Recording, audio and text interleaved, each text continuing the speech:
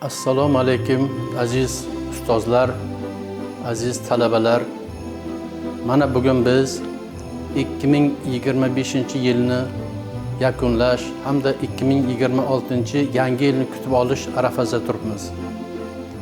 2025-yil ko'p talabalar uchun, ko'p professor o'qituvchilar uchun omadli yillardan bo'ldi desak mubolag'a bo'lmaydi. Sababi bizning musiqa ta'limi yo'nalishi talabalari ko'pgina ko'rik tanlovlarda, xalqaro tanlovlarda oliy, birinchi, ikkinchi, uchinchi o'rinlarni egallab keldilar. Bundan tashqari kafedramiz professor o'qituvchilari ichida ilmiy ishlarni yoqlagan ustozlarimiz bor. Bularni albatta tabriklaymiz.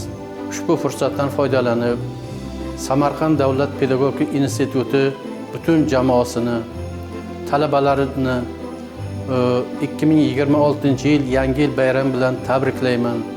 2025-yilda amalga oshmagan ishlar bo'lsa, 2026-yilda amalga oshishini tarafdorman.